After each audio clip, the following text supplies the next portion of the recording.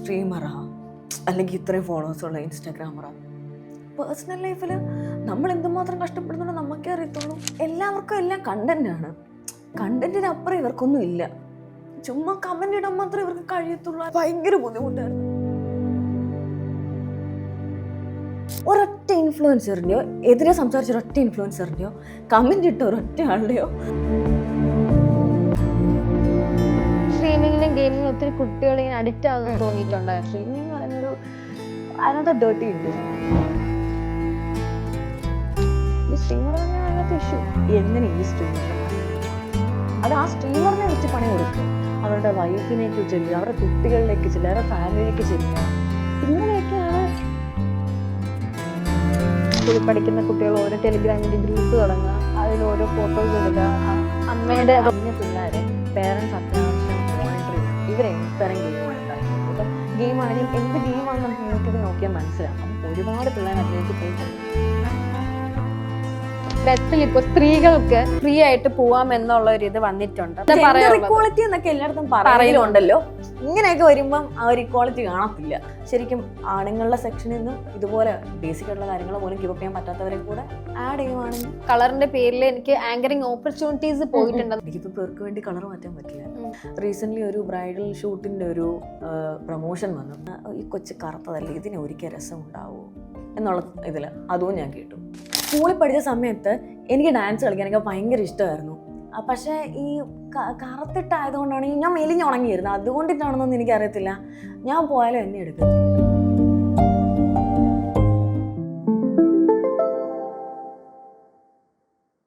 Gallery വിഷനിലെ പുതിയ എപ്പിസോഡിൽ എല്ലാവർക്കും സ്വാഗതം. ഇന്ന് എന്നോടൊപ്പം ഒരു ഗസ്റ്റ് ഒരു സ്ട്രീമറാണ്, പിന്നെ ഒരു റിയാക്ഷൻ വ്ളോഗറും കൂടിയാണ്, പിന്നെ എൻ്റെ ഫ്രണ്ടും കൂടിയാണ്. അപ്പൊ എന്തായാലും നമുക്ക് വെൽക്കം ചെയ്യാം. Keerthi, hello. Thank you so much. നമസ്കാരം. അങ്ങനെ ഫൈനലി അങ്ങനെ കുറെ നമുക്ക് ഇന്റർവ്യൂ ചോദിച്ചു നീ എനിക്ക് തന്നു.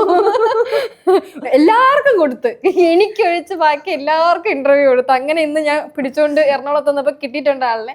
അപ്പൊ എന്തൊക്കെയുണ്ട് വിശേഷങ്ങൾ? സുഖമായിട്ടിരിക്കുന്നു, നല്ല രീതിയിൽ പോകുന്നു, ദൈവം അനുഗ്രഹിച്ച്. എങ്ങനെയുണ്ട് സ്ട്രീമിങ്ങും പരിപാടിയൊക്കെ? ആ സ്ട്രീമിങ് കുഴപ്പമില്ല. ഇപ്പം ഒരു ഇച്ചിരി ഒരു ന്യൂട്രൽ രീതിയിലാണ് പൊക്കോണ്ടിരിക്കുന്നത്. പഴയ പോലൊരു ബൂമിങ്ങിലല്ല ഇപ്പൊ സ്ട്രീമിങ്. It's okay. റോക്സി എന്നാണ് എല്ലാവർക്കും അറിയാന്നുള്ളത്. ആർക്കും കീർത്തി എന്ന് അറിയത്തില്ല. എന്താ കീർത്തി എന്നുള്ള പേരിടാത്തത്? എന്റെ ഗെയിമിംഗ് നെയിം ആക്ച്വലി റോക്സൈൻ എന്നുള്ള പേരാണ് ഞാൻ ചൂസ് ചെയ്തത്. ബേസിക്കലി ഞാൻ സ്ട്രീമർ ഗെയിമിംഗ് എന്നാണ് വന്നത്. പിന്നെ അത് ഇങ്ങനെ അങ്ങ് ആയി, പിന്നെ അത് ടാഗ് ആയിപ്പോയി.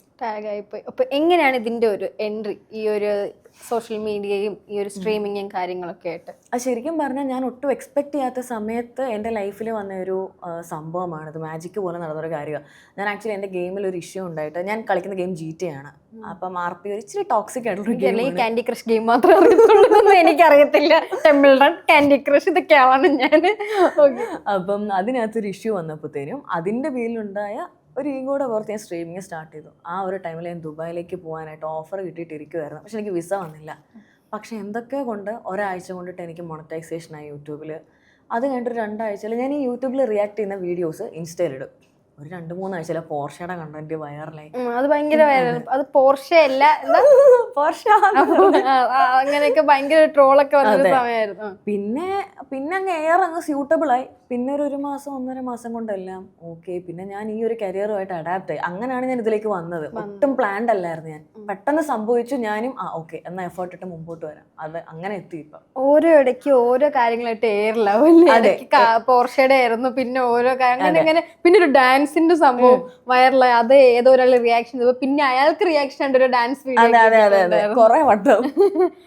ഓക്കെ. അപ്പൊ ഈ റിയാക്ഷൻ വീഡിയോയില് എന്തെങ്കിലും ഇപ്പൊ നെഗറ്റീവ് കമന്റ്സ് വരാറുണ്ട്? ഇപ്പൊ ഈ സ്ട്രീമിങ് കാണാതെ ആൾക്കാർ പറയത്തില്ല നീ റിയാക്ഷൻ വീഡിയോ മാത്രമാണ്, അവർ സ്ട്രീമിംഗ് കാണത്തില്ലായിരിക്കും. അപ്പൊ അതിനെപ്പറ്റി എന്താ പറയാനുള്ളത്? അതിപ്പോ എല്ലാവർക്കും സ്ട്രീമിങ് അറിയണമെന്നില്ല.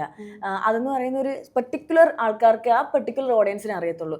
ഏറ്റവും കൂടുതൽ ആൾക്കാർ ഉപയോഗിക്കുന്ന യൂട്യൂബോ ഇൻസ്റ്റയോ ഫേസ്ബുക്ക് ആയിരിക്കും. അപ്പൊ ഇവര് നോക്കുമ്പോ ഞാൻ ഫൺ വീഡിയോ ഇരുന്ന് കണ്ട് ചിരിക്കുന്നു. അപ്പൊ എല്ലാവരും വിചാരിക്കുന്നത് ഫ്രീ ആയിട്ട് ഇവള് കണ്ടിട്ട് ചിരിക്കും വന്ന. ആ ചിരിയാണ് ഭയങ്കരമായിട്ട്. അതൊന്നും ചിരിക്കാൻ ഒരു ചിരിയുണ്ട്. ഒരു 60 സെക്കൻഡുള്ള റീലാണെങ്കിൽ 50 സെക്കൻഡ് ചിരിയാണെന്നാണ് പറയുന്നത്. അപ്പം ആക്ച്വലി അങ്ങനെയല്ല, ഞാൻ സ്ട്രീമിങ്ങിൽ നിന്ന് വെട്ടിയ കണ്ടന്റ്സ് ആണ് ഇവിടെ കൊണ്ടിടുന്നത്. പ്രീ പ്ലാൻഡ് ആയിട്ടുള്ള കണ്ടന്റ്സ് അല്ല. ചിലതൊക്കെ ഉണ്ടെങ്കിൽ നമ്മൾ ഇതുപോലെ പ്ലാൻ ചെയ്ത് കാര്യഗൗരവമായിട്ട് സംസാരിക്കാനുള്ള കാര്യങ്ങൾ അങ്ങനെ പ്ലാൻ ചെയ്തിടും. അല്ലാത്തൊക്കെ സ്ട്രീമിങ്ങിൽ നിന്ന് കാണുന്നു വെട്ടുന്നു ഇടും. ഞാൻ ശ്രദ്ധിക്കും പറയാം, എന്റെ വീഡിയോക്ക് ക്വാളിറ്റി കുറവായിരിക്കും. കാരണം യൂട്യൂബിൽ നിന്ന് ഡയറക്റ്റ് കട്ട് ചെയ്യുക, നമ്മൾ പ്രീ റെക്കോർഡ് ചെയ്യുമല്ല, കട്ട് ചെയ്യുന്നു ഇടുന്നു. ഇത് എപ്പോഴാണ് സ്റ്റാർട്ട് ചെയ്ത്? എന്റെ ഒരു ജോലിയൊക്കെ ഉണ്ടായിട്ട് അത് വിട്ടിട്ട് ഇതിലോട്ട് വന്നെന്ന് കേട്ടു. ബാങ്ക് ജോലിയാണ്. ബാങ്ക് ജോലിയാണ്. എന്റെ വീട്ടിലൊക്കെ കേൾക്കണത് ഇത്രയും നല്ലൊരു ജോലി ഇട്ടിട്ട് കുട്ടിക്ക് ഇത് എന്ത് പറ്റിയെന്ന് ചോദിക്കും. ശരിക്കും പറഞ്ഞാൽ ബാങ്കിലെ ജോലി എനിക്ക് അബ്രോഡ് ഒരു ഓഫർ കിട്ടിയപ്പോൾ ഞാൻ റിസൈൻ ചെയ്തതാണ്. അതിനുശേഷം ഒരു 2 മാസം ഒരു ഗ്യാപ്പ് വന്നു. ഗ്യാപ്പിനിടയിലാണ് ഇതൊക്കെ സംഭവിക്കുന്നത്. പിന്നെ ബാങ്കിലെ ജോലി വിട്ടിട്ട് എന്തുകൊണ്ട് സ്ട്രീമിങ് കണ്ടിന്യൂ ചെയ്യുന്നു എന്ന് ചോദിക്കുമ്പോൾ ശരിക്കും പറഞ്ഞാൽ എനിക്ക് ഇതിലോട്ട് വന്നതിന് ശേഷം എനിക്ക് ഗുണം മാത്രമേ ഉണ്ടായിട്ടുള്ളൂ. എനിക്ക് ഒരു ദോഷവും ഉണ്ടായിട്ടില്ല. ഹാപ്പിയാണ്. എൻ്റെ വീട്ടിലാണെങ്കിലും എനിക്ക് വീട്ടുകാരോട് സ്പെൻഡ് ചെയ്യാൻ സമയം കിട്ടുന്നുണ്ട്. എനിക്ക് ടെൻഷൻ അടിക്കേണ്ടി വരുന്നില്ല. പൈസ എന്ന് പറയുന്നൊരു ഫാക്റ്റാണ്, പക്ഷെ നമുക്ക് ഫ്രീഡം എന്ന് പറയുന്നത് അതിനേക്കാളും വലിയ ഇമ്പോർട്ടൻ്റ് ആയിട്ടുള്ളൊരു കാര്യമാണ്. അതെനിക്ക് ഈ ഒരു സോഷ്യൽ മീഡിയ സ്ട്രീമിംഗ് കൂടെ എനിക്ക് കിട്ടിയത്. അതിലെനിക്ക് ഒരു കുഴപ്പമില്ല ബാങ്കിലെ ജോലി വിട്ടു എന്ന് പറയാനായിട്ട്. ഇപ്പൊ ചിലവർ പറയില്ല, ഇപ്പൊ എനിക്കായാലും ബാങ്കിൽ എൻ്റെ അച്ഛൻ മേടിച്ചിരുന്ന സമയത്ത് ഞാനൊരു 2 മാസം പോയി എന്ന് വെച്ചാൽ എനിക്ക് പറ്റുന്നില്ല. എനിക്ക് എന്ന് വെച്ചാൽ അങ്ങനെ അടങ്ങി 9 to 6 ആ ഒരു പണി എനിക്ക് ഓക്കെ അല്ല. പക്ഷെ ഇതിലോട്ട് വന്ന സമയത്ത് അവർ ഭയങ്കര പ്രശ്നമായിരുന്നു. അതുപോലെ വീട്ടിൽ ഭയങ്കര പ്രശ്നം ഉണ്ടായിരുന്നുണ്ടായിരുന്നു. ഇപ്പം ശരിക്കും പറഞ്ഞാൽ എൻ്റെ വീട്ടുകാർ 4 വർഷം ഞാൻ ബാങ്കിൽ വർക്ക് ചെയ്തു. അപ്പം ലാസ്റ്റ് ഇറങ്ങുന്ന കേട്ടിട്ട് ഡെപ്യൂട്ടി മാനേജറായിട്ടാണ്. അപ്പോൾ എൻ്റെ ഞാൻ റോൾ ഇറങ്ങുമ്പം 10 പേരുടെ മുമ്പിൽ പറയുമ്പോൾ കൊള്ളാമല്ലോ എന്നൊക്കെ അവർക്ക് തോന്നുമെങ്കിലും നമ്മുടെ ജോലി സെയിമാണ്. ഈ വെളിയിൽ നോക്കുമ്പം ബാങ്കിൽ വലിയ ജോലി, നല്ല പൈസ. പക്ഷെ അങ്ങനെയല്ല. നമുക്ക് പദവി ഉണ്ടെങ്കിലും സെയിൽസിൽ വർക്ക് ചെയ്യുന്നവരാണെങ്കിലും ഓപ്പറേഷനുള്ള ആൾക്കാരൊക്കെ ആണെങ്കിലും അവർക്ക് സെയിൽസ് ചെയ്യണം. എല്ലാവർക്കും സാർ അക്കൗണ്ട് തരുമോ, സാർ ക്രെഡിറ്റ് കാർഡ് തരുമോ, ഇതാണ് നമ്മുടെ ബേസിക് ജോലി. അപ്പം എനിക്കത് ബുദ്ധിമുട്ടാണ്. എനിക്ക് ഭയങ്കര പ്രഷറാണ്. അപ്പം എൻ്റെ അമ്മയൊക്കെ കാണുന്നുണ്ട് എല്ലാ ദിവസവും ഞാൻ എന്തുമാത്രം പ്രഷർ അടിച്ചിട്ടാണ് പോകുന്നത്. അപ്പം അവർക്കും മനസ്സിലായി, ഓക്കെ നമ്മൾ വിചാരിക്കുന്ന പോലെ അല്ല റിയാലിറ്റി. അങ്ങനെയാണ് അവർ ഓക്കെ ആയത്. വീട്ടിൽ ആദ്യം അറിയില്ലായിരുന്നു. ഞാനും ദുബായിക്ക് പോകണം എന്നുള്ള ഇതിലായിരുന്നു. പിന്നെ പയ്യെ ഇങ്ങനെ അമ്മയുടെ ഫ്രണ്ട്സൊക്കെ പറഞ്ഞു തുടങ്ങി, മോളെ വീഡിയോ കാണാറുണ്ട്. അങ്ങനെയാണ് എൻ്റെ അമ്മ പോലും അറിയുന്നത്. പിന്നെ അമ്മയെ നോക്കിയപ്പം ഞാൻ ഹാപ്പിയാണ്, ഞാൻ വീട്ടിലുണ്ട്, ഞാൻ ഫ്രീ ആണ്, അവരെ ഹാപ്പി, അത്രേ ഉള്ളൂ. എപ്പോഴെങ്കിലും തിങ്ക് ചെയ്തിട്ട് ഞാൻ ആ ബാങ്കിൽ ജോലി ഉപേക്ഷിച്ച് എപ്പോഴെങ്കിലും എൻ്റെ ഇൻസ്റ്റാഗ്രാമോ സ്ട്രീമിങ്ങോ അടിച്ചു പോയാൽ എനിക്ക് വേറെ മാർഗം ഇല്ല എന്ന് തോന്നിയിട്ടുണ്ടോ എപ്പോഴെങ്കിലും? ഇല്ല, എനിക്ക് അങ്ങനെ ഒരിക്കലും തോന്നിയിട്ടില്ല. നമുക്ക് സെൽഫായിട്ടൊരു ഞാൻ രക്ഷപ്പെടും എന്ന് സ്വന്തമായിട്ട് ചിന്തിച്ച് നമുക്ക് രക്ഷപ്പെടാൻ പറ്റും.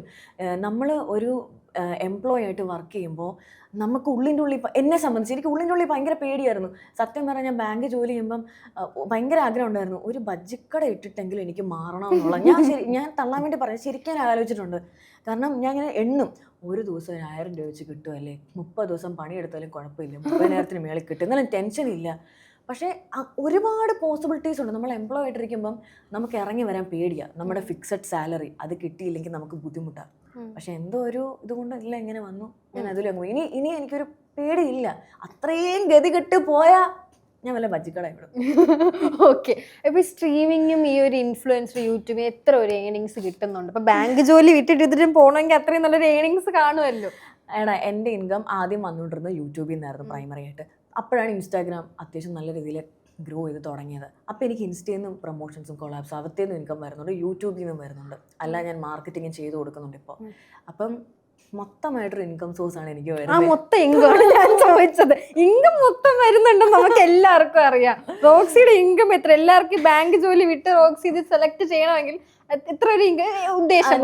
ഞാൻ ഇപ്പോഴത്തെ ഇൻകം പറയുന്നില്ല. ഞാൻ പക്ഷെ എനിക്ക് കിട്ടിക്കൊണ്ടിരുന്ന ഒരു വർഷം മുന്നേ, ഒരു വർഷം 1 മാസമായി ഞാൻ എൻ്റെ ബാങ്ക് ജോലി വിട്ടിട്ട്. അപ്പോൾ എനിക്ക് കിട്ടിക്കൊണ്ടിരുന്ന ബേസിക് സാലറി 36,000 രൂപയായിരുന്നു. അതിൽ നിന്ന് കട്ടിങ് കഴിഞ്ഞ് 32,000 ആയിരുന്നു എൻ്റെ കൈ കിട്ടിക്കൊണ്ടിരുന്നത്. എനിക്ക് 4 വർഷം എക്സ്പീരിയൻസ് ഉണ്ടായിരുന്നു.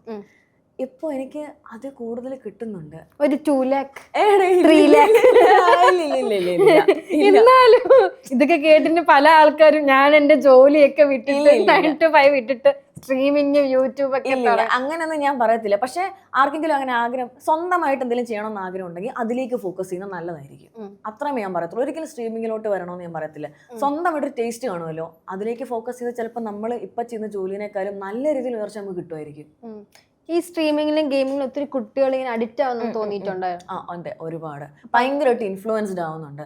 ഇപ്പം പല സ്ട്രീമേഴ്സിൻ്റെ, ഇപ്പം നമുക്ക് ഗെയിമിനെ പറ്റി സംസാരിക്കുവാണെങ്കിൽ ഗെയിം ബ്ലൂ വെയിൽ അങ്ങനത്തെ ഗെയിം അറിയാമല്ലോ, ഈ പിള്ളേർ മരിച്ചു പോയിട്ടുള്ളത്, അങ്ങനത്തെ ഒരുപാട് ഗെയിമുകളുണ്ട്. ശരിക്കും പറഞ്ഞാൽ കുഞ്ഞു പിള്ളേരെ പേരൻസ് അത്യാവശ്യം മോണിറ്റർ ചെയ്യണം, എന്ത് തരം ഗെയിമാണ് കളിക്കുന്നത്. ഇപ്പം ഗെയിം ആണെങ്കിലും എന്ത് ഗെയിമാണെന്ന് നമുക്ക് യൂട്യൂബിൽ നോക്കിയാൽ മനസ്സിലാവും. അപ്പം ഒരുപാട് പിള്ളേർ അതിലേക്ക് പോയി കഴിഞ്ഞാൽ ഇവർ അക്കാഡമിക്സിനെ അത് ബാധിക്കും. ഇനിയിപ്പോൾ അങ്ങനല്ല, നല്ല രീതിയിൽ ഇപ്പം നമുക്കിപ്പോൾ ഗെയിമിങ്ങിൽ തന്നെ ഫണ്ട് ഉണ്ടാക്കാനുള്ള വഴിയുണ്ട്. സ്ട്രീമർ ആവാം, കോണ്ടന്റ് ക്രിയേറ്റർ ആവാം, നമുക്കിപ്പോൾ പ്രൊഫഷണൽ അത്ലറ്റ് ആവാം. അപ്പം ഇവർക്ക് നന്നായിട്ട് ഗെയിം കളിക്കാൻ നല്ല കഴിവുണ്ട്, okay, you become A professional athlete, അതിന് ഫണ്ട് കിട്ടും. ഇനിയിപ്പം നേരെ തിരിച്ച് നമ്മൾ ചിന്തിക്കുവാണെങ്കിലും സ്ട്രീമിങ്ങിനകത്തേക്ക് പോവുകയാണെങ്കിലും ഒരുപാട് സ്ട്രീമേഴ്സ് നമുക്ക് ചുറ്റിനുമുണ്ട്. പക്ഷേ ഇവരുടെ വ്യൂവേഴ്സിനെ ഏത് തരത്തിൽ ഇൻഫ്ലുവൻസ് ചെയ്യുന്നു എന്നതിനെ ബേസ് ചെയ്തിട്ടായിരിക്കും ഈ പിള്ളേർ റിയാക്ട് ചെയ്യുക. ഇപ്പം ഒരു പർട്ടിക്കുലർ സ്ട്രീമറിൻ്റെ ഒരു സെറ്റ് ഓഫ് ഓഡിയൻസ്, ഇപ്പോൾ കുട്ടികളാണെങ്കിൽ ആ ഒരു പർട്ടിക്കുലർ സ്ട്രീമർ ഇവരോട് പറയുന്ന കാര്യങ്ങളായിരിക്കും ഈ പിള്ളേരിലേക്ക് ഫീഡ് ആവുക. ഇപ്പം ഇവർ മെയിൽ ഷോവിനിസമാണ് പറഞ്ഞു കൊടുക്കുന്നതെങ്കിൽ ഈ കാണുന്ന കുട്ടികളിലേക്ക് അതായിരിക്കും ഫീഡ് ആവുക. ഇപ്പം ഞാനൊരു സ്ട്രീമറായിട്ട് ഞാനിപ്പം എന്താ പറയുക, വിമൻസിനെ ഡിസ്റെസ്പെക്റ്റ് ചെയ്യുന്നതാണ് എൻ്റെ സ്ട്രീമിൽ കൂടെ കാണിക്കുമ്പോൾ, ഞാനൊരാണാന്ന് വിചാരിച്ചോ, എന്നിട്ട് ഞാൻ എൻ്റെ സ്ട്രീമിൽ കൂടെ വിമൻസിനെ ഡിസ്റെസ്പെക്റ്റ് ചെയ്യുന്നതാണ്, കളർ ഡിസ്ക്രിമിനേഷൻ, ഇതൊക്കെയാണ് ഞാൻ എൻ്റെ ലൈവിൽ കൂടെ കാണിക്കുന്നതെങ്കിൽ എന്നെ കണ്ടിരിക്കുന്ന ലക്ഷങ്ങളോളം വരുന്ന എൻ്റെ വ്യൂവർഷിപ്പായ കുട്ടികളെ ഇത് എന്തുമാത്രം അഫക്റ്റ് ആവും. അങ്ങനെയുള്ള സ്ട്രീമേഴ്സ് ഒക്കെ ഉണ്ടല്ലോ. കളറിന്റെ അല്ലേ, ഇപ്പം ഒബ്വിയസ്ലി ചില പേരൊന്നും പറയുന്നില്ല, ഡ്രസ്സിന്റെ കാര്യം, ഇവൾ എന്ത് ഡ്രസ്സാണ് ഇട്ടേക്കുന്നത് അത് സ്ട്രീം ചെയ്ത് അല്ലെങ്കിൽ അതൊരു വ്ലോഗ് ബോഡി ഷെയിം ചെയ്യുന്ന വരെ പബ്ലിക്കിലുണ്ട്. പക്ഷെ അതിലെ കൊമന്റ്സ് ഈ പിള്ളേരാണ്, കുട്ടികളാണ്. അപ്പൊ ഇത് കണ്ടാണ് അവര് ഇൻഫ്ലുവൻസ്ഡ് ആവുന്നത്. ഇപ്പം റോക്സിയുടെ കേസിൽ ഒത്തിരി ബോഡി ഷെയ്മിങ് അല്ലെ കളർ ഡിസ്ക്രിമിനേഷൻ കുറെ സംഭവം വന്നിട്ടുണ്ട്. ഈ ഇടയ്ക്ക് ഒരു വീഡിയോ പോസ്റ്റ് ചെയ്തിട്ടുണ്ടായിരുന്നു, വോട്ട് ചെയ്യാൻ പോയ സമയത്ത് മേക്കപ്പ് ഇല്ലാതെ ഒരു വീഡിയോ ഇട്ടു. ഞാനങ്ങ് എല്ലാ പെൺകുട്ടികളും മേക്കപ്പ് ഇടാതെ വീഡിയോ ഇട്ട് അങ്ങനെയൊക്കെ തന്നെയാണ്, എനിക്കാ ധൈര്യമൊന്നുമില്ല. പക്ഷെ അങ്ങനെ ഒരു വീഡിയോ പോസ്റ്റ് ചെയ്ത സമയത്ത് ഒത്തിരി എന്തൊക്കെയാ കറുമ്പി കോക്കാച്ചി എന്നൊക്കെ പറഞ്ഞുകൊണ്ട് ഭയങ്കരമായിട്ട് മോശം രീതിയിലുള്ള, എനിക്കൊന്ന് പയ്യന്മാരല്ല കുറച്ചുകൂടി ഏജ് ആയിട്ടുള്ള ആൾക്കാരും പിന്നെ ഫേക്ക് അക്കൗണ്ടുള്ള ആൾക്കാരും ആ ഒരു കമന്റ്സ് റിയാക്ഷൻ വീഡിയോട്ടുള്ളത്. അതിനെപ്പറ്റി എന്താ പറയാനുള്ളത്? ഈ വിവരം എന്ന് പറയുന്ന സാധനം ഉണ്ടെങ്കിലല്ലേ അവർക്ക് അങ്ങനെ പെരുമാറാൻ പറ്റൂ. ഇപ്പം വിവരമില്ലാത്ത ആൾക്കാരോട് നമ്മളിപ്പം ഇങ്ങനെ ആണ് എന്ന് അറ്റ്ലീസ്റ്റ് നമുക്ക് പറഞ്ഞു കൊടുക്കാം, അതിനപ്പുറത്തേക്ക് നമുക്കൊന്നും ചെയ്യാൻ പറ്റത്തില്ല. പിന്നെ ഇവരുടെയൊക്കെ എന്താ പറയുക, ഇതുപോലെ തന്നെ ഇവരുടെ ഫ്രണ്ട് സർക്കിള്, ഇവരുടെ ഫാമിലി, ഇവർ പഠിച്ചു വന്ന സിറ്റുവേഷൻ, ഇതൊക്കെ ആയിരിക്കും ഇവരെ അഫക്റ്റ് ചെയ്യുന്നത്. ഒരു ദിവസം കൊണ്ട് എനിക്ക് ഒരിക്കലും ഒരു വീഡിയോ കൂടിയിട്ട് ആരും എനിക്ക് നന്നാക്കാൻ പറ്റില്ല. പക്ഷെ എനിക്ക് പറയാനുള്ള കാര്യം ഞാൻ പറയും, അതിപ്പോൾ ആരാണെങ്കിലും ഞാൻ പറയാം, അതുമാത്രം ഞാൻ ഇത് ചെയ്തോളൂ എന്ന് വിചാരിച്ചിട്ട് ഇപ്പം എല്ലാവരും നന്നാവുന്ന എനിക്ക് ഒരു പ്രതീക്ഷയില്ല. മിനിഞ്ഞാന്നല്ല 4 ദിവസം മുമ്പത്തെ സ്ട്രീമിൽ പോലും എന്താണ് നീ കറുമ്പിയ, നീ ഈ സ്ട്രീമറിൻ്റെ കൂടെ നിന്നെ കാണത്ത് പോലും ഇല്ല, പെർട്ടിക്കുലർലി പേര് വരെ എടുത്ത് പറയുന്നുണ്ട് 4 ദിവസം മുമ്പത്തെ എൻ്റെ ലൈവിൽ. ആ സെൻറ്റൻസ് ഇങ്ങനെ എന്തുവാ, നീ അത്രയ്ക്ക് കറുത്തിട്ടാണ് നീ ഈ ഒരു സ്ട്രീമറിൻ്റെ കൂടെ നിന്നാൽ പോലും നിന്നെ കാണത്തില്ല, അങ്ങനെ ആ സെയിം സാധനം എടുത്ത് പറഞ്ഞു. അപ്പം അത്രയ്ക്ക് വൾഗറാണ് കാര്യങ്ങളൊക്കെ. അപ്പോൾ അതൊക്കെ അഫക്റ്റ് ചെയ്യുന്നുണ്ടോ മെന്റലി? അങ്ങനെ ഇല്ല, എന്നെ അഫക്റ്റ് ചെയ്യുന്നില്ല. ഇവരിപ്പോൾ എന്നെപ്പറ്റി എന്ത് വിചാരിച്ചാലും അതെന്നെ ഒരു തരത്തിലും ബോദർ ചെയ്യുന്നൊരു കാര്യമില്ല. അവർ പറഞ്ഞോട്ടെ, അവരെന്നെ ഫിസിക്കലി ഹേർട്ട് ചെയ്യുന്നുണ്ടോ? ഇല്ല. ഇവരാണോ എൻ്റെ ചെലവിന് തരുന്നത്? അല്ല. ഇവർ ഇത്രയും പറയുമ്പോഴും ഞാൻ ഇവിടം വരെ നിൽക്കുന്നില്ലേ, എന്നെ ഹേർട്ട് ചെയ്യുന്നില്ല. പക്ഷേ ഞാൻ നല്ല രീതിയിൽ റിയാക്ട് ചെയ്യും. റേസിസം എനിക്കത് വെച്ച് വെക്കാൻ സമ്മതിക്കില്ല, എനിക്ക് ബുദ്ധിമുട്ട്. ഇപ്പോൾ പറഞ്ഞിട്ടുണ്ടായിരുന്ന ഒരു വീഡിയോയിൽ നിങ്ങൾ സ്ത്രീയുടെ സൗന്ദര്യം കളറിലാണോ നിങ്ങൾ പറയുന്നതെന്നുള്ളത്, ആണുങ്ങൾ സ്ത്രീകളെ വെളുത്ത പെൺകുട്ടികളാണ് സൗന്ദര്യം എന്ന് തോന്നിയിട്ടുണ്ട്. ഇപ്പോഴത്തെ ഒരു പെണ്ണ് കാണുമ്പോൾ ക്രഷ് അടിക്കുന്നു, അവൾ നല്ല വെളുത്ത് സുന്ദരിയായിട്ടുള്ള പെണ്ണാണെങ്കിൽ ക്രഷ് അടിക്കത്തുള്ളൂ, കറുത്ത പെൺകുട്ടിയാണെങ്കിൽ ക്രഷ് അടിക്കത്തില്ല, അങ്ങനെ തോന്നിയിട്ടുണ്ട്. എല്ലാ ആണുങ്ങളും എന്തെങ്കിലും എന്നെ പൊങ്കാലയിടരുത് ഒരിക്കലും പറഞ്ഞപ്പോൾ എനിക്കിങ്ങനെ കിട്ടിയിട്ടുണ്ട്. തോന്നിയിട്ടുണ്ടോ അങ്ങനെ? എനിക്ക് അങ്ങനെ തോന്നിയിട്ടുണ്ടോയെന്ന് ചോദിച്ചു കഴിഞ്ഞാൽ, എൻ്റെ അടുത്ത് സത്യം പറഞ്ഞാൽ കുറച്ച് പേര് വന്നിട്ട് എൻ്റെ കളറിനെ പറ്റി കൊള്ളാം, നല്ല കളറാണ് കേട്ടോ എന്ന് പറഞ്ഞിട്ടുണ്ട്. പക്ഷേ എന്നോട് ഡയറക്റ്റ്ലി ഇതുപോലത്തെ കമൻസിൽ കൂടെ അല്ലാണ്ട് പേഴ്സണൽ ലൈഫിൽ എനിക്ക് എൻ്റെ ഒരു സിറ്റുവേഷൻ വന്നിട്ടില്ല ഇതുവരെയായിട്ടും. പക്ഷേ എനിക്ക് ഭയങ്കരമായിട്ട് അഫക്റ്റ് ചെയ്തൊരു സിറ്റുവേഷൻ ഞാൻ പറയാം. ഞാൻ ഇതൊക്കെ ആവുന്നതിന് മുന്നേ നമ്മൾ ബ്യൂട്ടി വ്ളോഗേഴ്സിൻ്റെ വീഡിയോ ഞാൻ കാണുമായിരുന്നു പണ്ട്. അപ്പോൾ ഇവർ ഫോക്കസ് ചെയ്യുന്നൊരു പാർട്ടുണ്ട് പ്രത്യേകമായിട്ട്, വെളുത്ത പെൺകുട്ടി. ഞാൻ പണ്ട് ഈ കളറായിരുന്നു, ഞാനിപ്പോൾ ഈ കളറായി. ഞാൻ റീസെൻ്റ്ലി പോലും ഭയങ്കര ഫേമസ് ആയിട്ടൊരു beauty influencer. I was like, how is this even relevant അത് ഈ കാലത്ത്? അപ്പം വേറൊരു പുള്ളിക്കാരത്തുണ്ട്, ആയുർവേദിക് പ്രോഡക്റ്റ് വെച്ച് മുഖം വെളുപ്പിച്ച് സ്കിൻ വെളുപ്പിക്കുന്നത്. ഞാൻ ഇവരുടെ കണ്ടിട്ട് ഞാൻ ഇങ്ങനെ സ്വന്തമായിട്ട് ചിന്തിക്കും, ഞാൻ കോളേജിൽ പഠിക്കുമ്പോൾ ഷോ എന്നെ കാണാൻ കൊള്ളില്ല, എൻ്റെ കളർ കൊള്ളില്ല. എന്നിട്ട് കോളേജിൽ പോകുന്നതിന് രാവിലെ തൈരും നാരങ്ങയും പിന്നെന്തിന് ചെറുപയർ പൊടി മുഖത്ത് ചേച്ച് 10 മിനിറ്റ് ഇരുന്നിട്ട് ഞാൻ കോളേജിൽ പോകുമായിരുന്നു. സോ അതെനിക്ക് ഭയങ്കരമായിട്ട് ട്രോമ വന്നൊരു സംഭവമാണ് ഈ ചില ബ്യൂട്ടി ഇൻഫ്ലുവൻസേഴ്സിൻ്റെ കളർ. ഇവര് വെളുക്കാന്ന് പക്ഷെ വെളുക്കത്തില്ല. ഇപ്പൊ നമ്മൾ ഞാനൊക്കെ ഓരോന്നൊക്കെ തേക്കുന്നുണ്ട്, നമുക്ക് വെളുക്കത്തില്ല, നമുക്ക് ബ്രൈറ്റ് ആവത്തേ ഉള്ളു. ഫേസ് ടാൻ മാറി ബ്രൈറ്റ് ആവും. ഇത് എന്തിനാണെങ്കിൽ വെളുക്കണം എന്നിങ്ങനെ ഇൻഡ്യൂസ് ചെയ്യുന്നത്. ഈ കമന്റ് കാണുന്ന ആൾക്കാര് അത് അത്രയും പ്രോഡക്റ്റ് മേടിച്ച് ഞാനും ചെറുപ്പത്തിൽ ചെയ്തിട്ടുള്ള ഒരു കാര്യമാണ്. നമ്മളതങ്ങ് ഇതാണ് സംഭവം, ഇവര് പറയുന്നതാണ് സത്യം. ബ്യൂട്ടി ഇൻഡസ്ട്രിയിലെ ആൾക്കാര് ഈ പ്രോഡക്റ്റ് തേച്ചാൽ അത് ആ പ്രോഡക്റ്റിന്റെ പ്രൊമോഷൻ ആയിരിക്കും. പ്രോഡക്റ്റ് തേച്ചാൽ നമുക്ക് ഭയങ്കര ഇൻഫീരിയോറിറ്റി കോംപ്ലക്സ്. ഞാൻ കറുത്തു പോയല്ലോ, എനിക്ക് എന്തോ ചെയ്യാൻ പറ്റും. ശരിക്കും ഞാൻ അനുഭവിച്ചിട്ടുള്ളതാണ്. ഇപ്പൊ ഈ സ്കൂളില് കോളേജിലൊക്കെ അങ്ങനെ റേസിസം അനുഭവിച്ചിട്ടുണ്ടോ എപ്പോഴെങ്കിലും? എനിക്ക് തോന്നുന്നു കോളേജിലൊക്കെ ഉണ്ടായിട്ടുണ്ട് കേട്ടോ. കോളേജിൽ എന്ന് വെച്ചാൽ ഒരു സിറ്റുവേഷനിൽ ഈ ഒരു പ്രപ്പോസൽ വന്നു കേട്ടോ. അപ്പം ഞാനൊരു പയ്യനെ മിണ്ടുമായിരുന്നു. ആ പയ്യനെന്തോ ഒരാഴ്ചയിൽ എങ്ങോട്ട് പിന്നെ അവരുടെ അമ്മയുടെ അടുത്ത് പറയും എനിക്കിങ്ങനെ കുട്ടീനെ ഇഷ്ടമാണ്. അപ്പോൾ അവർ അമ്മ പറഞ്ഞ് എൻ്റെ ഫോട്ടോ കാണിച്ചിട്ടോ. അമ്മ പറഞ്ഞ് എടാ ലാസ്റ്റ് കൊണ്ടുവന്ന പെങ്കൊച്ചിന് ഇച്ചിരിയിലും വെളുപ്പുണ്ട്, ഇത് എന്തോടെ കറുത്തിട്ടിരിക്കുന്നതെന്ന് എന്തോ ഇപ്പം അതിനടുത്ത് ചോദിച്ചു. അപ്പം എൻ്റെ അടുത്ത് വന്ന് പറഞ്ഞു പിന്നെ ശരിടാ കുഴപ്പമില്ല, വി സ്റ്റേ ഫ്രണ്ട്സ് എന്ന് പറഞ്ഞിട്ടേ പോയിട്ട്. എന്തിനാണ് ഇങ്ങനെ, നമുക്ക് അതിന്റെ ആവശ്യമില്ലല്ലോ. നമ്മളതൊക്കെ എടുത്താലേ പ്രശ്നമുണ്ട്, അത് അവിടെ വെച്ച് ഒഴിവാക്കുക. അപ്പൊ അങ്ങനെ ഒത്തിരി കാര്യങ്ങൾ ഉണ്ടായിട്ടുണ്ട്. നമ്മൾ പണ്ട് ഒരു സംഭവം ന്യൂസിൽ വന്ന പോലെ കറുത്ത പെൺകുട്ടികൾ ഡാൻസ് കളിച്ചാൽ ഭംഗിയില്ല എന്നൊക്കെ പറഞ്ഞ പോലെ ഡാൻസ്. ഇപ്പൊ ഞാൻ പറയാം, ഇപ്പൊ ഇത് ഓർപ്പിച്ചപ്പോഴാ, സ്കൂളിൽ പഠിച്ച സമയത്ത് എനിക്ക് ഡാൻസ് കളിക്കാനൊക്കെ ഭയങ്കര ഇഷ്ടമായിരുന്നു. പക്ഷേ ഈ കറുത്തിട്ടായതുകൊണ്ടാണ് ഞാൻ മെലിഞ്ഞുണങ്ങിയിരുന്നു. അതുകൊണ്ടിട്ടാണെന്നൊന്നും എനിക്കറിയത്തില്ല. ഞാൻ പോയാലും എന്നെ എടുക്കത്തില്ല. ഒരു സെറ്റ് ഓഫ് പെണ്ണുങ്ങളുണ്ട് അവിടുത്തെ, അഴകിയായിട്ടുള്ള വെളുത്ത, അവരെ വെളുത്തതൊക്കെ അഴകെന്നാണോ ആരെ ഇതൊക്കെ പറയുന്നത്? ഞാൻ കണ്ട കാര്യം ഞാൻ പറയുന്നത്. നമ്മളൊന്നും എടുക്കത്തില്ല. നമുക്ക് ആഗ്രഹം ഉണ്ടെങ്കിലും നമ്മൾ എടുക്കും. നമ്മളിപ്പോൾ ഡാൻസ് കളിപ്പിക്കും, പക്ഷെ ചിലപ്പോൾ പറയും കേട്ടോ എനിക്ക് കഴിവില്ലാത്തതുകൊണ്ടാണ്. പക്ഷെ അല്ല, ഞാൻ ഭരതനാട്യമൊക്കെ പഠിച്ചതാണ് ക്ലാസിക്കൽ ഡാൻസ് ഒക്കെ, എന്നിട്ട് അവര് എടുത്തില്ല. പക്ഷെ ഇപ്പൊ കുറച്ചുകൂടെ കുറഞ്ഞു എന്ന് എനിക്ക് തോന്നുന്നു. കമന്റ് സെക്ഷൻ മാത്രമേ അങ്ങനെയൊക്കെ ഉള്ളൂ. ജെൻസി ആയാലോ ഇപ്പൊ പണ്ടൊക്കെ സ്കൂൾ കാലത്തൊക്കെ ഇങ്ങനെയൊക്കെ ഉണ്ടായിരുന്നു. ഇപ്പൊ നമ്മളുടെ ഏജിലുള്ളവരാണല്ലോ ടീച്ചേഴ്സ്, വിവരവും വിദ്യാഭ്യാസവും ഉള്ളത്. പണ്ടില്ല എന്നല്ല പറയുന്നത്, പക്ഷെ കമന്റ് സെക്ഷനിലാണ് ഇപ്പൊ കൂടുതലും അങ്ങനത്തെ ഒത്തിരി ഒരു റേസിസവും കാര്യങ്ങളൊക്കെ ഉള്ളത്. നമ്മളെ നേരിട്ട് കാണുന്നില്ലല്ലോ, അപ്പൊ എന്തും വിളിച്ച് പറയാലോ. ഇവർക്കൊന്നും നേരിട്ട് വന്നെന്ന് പറയാനുള്ള ധൈര്യമില്ല. ഓക്കെ, ഇപ്പൊ ഒത്തിരി കാറിനെ പറ്റി ഭയങ്കര ഡ്രീം കാർ ഇങ്ങനെയൊക്കെ ഒത്തിരി ഉണ്ടല്ലോ. ഏത് കാർ ഇനി അടുത്ത് എടുക്കണം അങ്ങനെ എന്തെങ്കിലും? ഇപ്പൊ ഏതൊക്കെ കാറുണ്ട്? ഞാൻ സ്വന്തമായിട്ട് ഇപ്പം എനിക്ക് കാറില്ല എൻ്റെ അടുത്ത്, സത്യം പറയാലോ. എൻ്റെ കോളേജിൽ പഠിച്ച സമയത്ത് എൻ്റെ പേരൻസ് വാങ്ങിച്ചു തന്ന കാറാണ് ഞാൻ ഇപ്പോഴും ഓടിക്കുന്നത്. നമ്മളങ്ങനെ അത്ര ഹൈഫൈ റിച്ച് ഫാമിലി അല്ല. ഒരു 15 വർഷം വാങ്ങിച്ച സ്കൂട്ടറും 15 വർഷം അല്ലെ 10 വർഷമായെന്ന് തോന്നുന്നു. അയ്യോ ഞാൻ കോളേജിൽ അത്ര ആയില്ല കേട്ടോ. അതാണ് ഓടിക്കുന്നത്. പിന്നെ ഡ്രീം കാർ എന്ന് പറയുമ്പോൾ അത് ഞാൻ ഡ്രീം ആക്കി വെച്ചേക്കുന്ന തന്നെ എന്റെ ജീവിതം ഒന്ന് പച്ച പിടിക്കാൻ വേണ്ടിയിട്ടാണ്. പോർഷെ അല്ല ഫെറാറി എന്റെ ഡ്രീം കാർ. പക്ഷെ അത് ഞാൻ എടുത്ത് വെച്ചേക്കുന്നത്, ഞാൻ ഭയങ്കര മിഡിൽ ക്ലാസ്സിനേക്കാൾ ഇത്രയും കൂടെ താഴത്താണ് എൻ്റെ അവസ്ഥ. അവിടെ നിന്ന് ഞാൻ പിടിച്ചു വരണമെങ്കിൽ നമ്മൾ കുന്നോളം ആഗ്രഹിച്ചാൽ കുന്നിക്കുരു എങ്കിലും നമുക്ക് കിട്ടത്തുള്ളൂ. അതുകൊണ്ടിട്ട് ഞാൻ അത്രയും ഡ്രീം അങ്ങ് കാണും. എങ്കിലും എനിക്ക് എവിടെയെങ്കിലും എത്തിപ്പെടാനും എൻ്റെ ഫ്യൂച്ചർ ആയിട്ടുള്ള ജനറേഷൻസ് എന്നെ പോലെ കഷ്ടപ്പെടരുത്. അതുകൊണ്ട് ഞാൻ അങ്ങ് ആഗ്രഹിക്കുക. ഓക്കെ, ഈ ഇടയ്ക്കാണ് അച്ഛൻ മരിച്ചത്. അപ്പൊ അതിന് ഒത്തിരി കമന്റ്സ്, അതായത് അച്ഛൻ മരിച്ചിട്ട് അവൾ ഉടനെ വീഡിയോ ഇടുന്നു ഇങ്ങനെയൊക്കെ പറഞ്ഞിട്ട്. അപ്പൊ അതിനെ പറ്റി അപ്പൊ എന്താ? അച്ഛൻ മരിച്ച സമയത്ത് എൻ്റെ ഹാൻഡിൽ നോക്കിക്കൊണ്ടിരുന്നത് എൻ്റെ അഡ്മിൻസ് ആയിട്ടുള്ള പയ്യന്മാരായിരുന്നു. പക്ഷേ ഈ അച്ഛൻ മരിച്ച സമയത്തുണ്ടല്ലോ ഏറ്റവും ഞാൻ ഫേസ് ചെയ്ത കാര്യം എന്ന് വെച്ചാൽ, ഇതിന് മുന്നൊരു ഇൻ്റർവ്യൂവിൽ ഭയങ്കര വൈറലായിരുന്നു എൻ്റെ വീട്ടുകാരുടെ കാര്യം. അപ്പം ആ ഒരു പർട്ടിക്കുലർ പോയിന്റ് ഓഫ് ടൈമിൽ എന്നെക്കാളും എൻ്റെ അച്ഛനെ സ്നേഹിക്കുന്നു എന്ന് പറഞ്ഞ് കമൻറ്റിൽ വന്ന് കമൻ്റ് ഇട്ട ആൾക്കാരെയോ അല്ലെങ്കിൽ അതിനെപ്പറ്റിയൊക്കെ കണ്ടന്റ് ഇട്ട് എന്നെ എൻ്റെ കുടുംബത്തിനെ വിറ്റ് ഒരൊറ്റ മനുഷ്യന്മാരെ പോലും എൻ്റെ അച്ഛൻ മരിച്ച സമയത്ത് ഞാൻ കണ്ടിട്ടില്ല. ഞാൻ സത്യമായിട്ട് പറയാം, ഒത്തിരി ഒരു കണ്ടന്റ് ആക്കിയിട്ടുണ്ടായിരുന്നു. ഒരുപാട് പേര് എൻ്റെ ഫാമിലിയെ വിറ്റ് കണ്ടന്റ് ആക്കിയവരുടെ എണ്ണം എനിക്ക് അറിയാത്ത ആൾക്കാർ ഒരു ഇല്ലാത്ത കാര്യം പറയുന്നത്. ഇവരുടെ അടുത്ത് പ്രൂഫില്ല. എൻ്റെ അച്ഛൻ മരിച്ച സമയത്ത് ഞാനാണെങ്കിൽ അച്ഛൻ മരിക്കുന്ന കണ്ടുകൊണ്ടിരിക്കുന്നത്. ഞാൻ ഇവിടെ നിൽക്കുന്നു, അച്ഛൻ കിടക്കുന്നു, എൻ്റെ അമ്മ അപ്പുറം. റോ ആയിട്ടുള്ള കാര്യമാണ്. എൻ്റെ അച്ഛൻ ലാസ്റ്റ് ശ്വാസം വിടുന്നത് ഞാനാണ് കാണുന്നത്. അപ്പോൾ ഈ കാണുന്ന എന്നെപ്പറ്റി അല്ലെങ്കിൽ എൻ്റെ അച്ഛനോട് ഇത്ര സ്നേഹം ഉണ്ടെന്ന് പറഞ്ഞ് ഒരൊറ്റ ഇൻഫ്ലുവൻസറിൻ്റെയോ എതിരെ സംസാരിച്ച ഒരൊറ്റ ഇൻഫ്ലുവൻസറിൻ്റെയോ കമൻ്റ് ഇട്ട ഒരൊറ്റ ആളുടെയോ ഒരു കണ്ടോളസെൻസ് പോലെ എനിക്ക് വന്നിട്ടില്ല. അപ്പോൾ ഐസ് ലൈക്ക് എല്ലാവർക്കും എല്ലാം കണ്ടൻറ്റാണ്. കണ്ടൻറ്റിനപ്പുറം ഇവർക്കൊന്നും ഇല്ല. വെളിയിൽ നിന്ന് നോക്കുമ്പോൾ എന്താ സ്ട്രീമറാ അല്ലെങ്കിൽ ഇത്രയും ഫോളോവേഴ്സുള്ള ഇൻസ്റ്റാഗ്രാമറാ. പേഴ്സണൽ ലൈഫിൽ നമ്മൾ എന്തുമാത്രം കഷ്ടപ്പെടുന്നുണ്ടോ നമുക്കേ അറിയത്തുള്ളൂ. നമ്മൾ അത്ര ലോണാണ്. അച്ഛൻ മരിച്ച സമയത്തും ആരുമില്ല ഹെൽപ്പ് ഔട്ട് ചെയ്യാൻ. പെട്ടെന്ന് ഞാൻ വിളിച്ചെൻ്റെ സ്ട്രീമിങ് എന്നുള്ള ആൾക്കാരെയാണ്, വേറെ ആരും വന്നില്ല. ചുമ്മാ കമൻ്റ് ഇടാൻ മാത്രമേ ഇവർക്ക് കഴിയത്തുള്ളൂ. അല്ലാണ്ട് ഇതിനപ്പുറത്തൊന്നും പറ്റില്ല.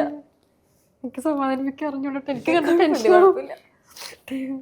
അതെനിക്ക് പറയുമ്പോൾ വരുന്നത് ഞാൻ അനുഭവിച്ച കാര്യം എനിക്ക് പറയാൻ പറ്റും. അല്ല എനിക്ക് മനസ്സിലായി അത്. ഞാൻ കണ്ടായിരുന്നു റീൽസ് ഒക്കെ. ഇപ്പോ ഭയങ്കര ബുദ്ധിമുട്ടായിരുന്നു ആ ഒരു പോയിന്റിൽ. മനസ്സിലായി. കാരണം എല്ലാത്തിനും ഞാൻ തന്നെയായിരുന്നു.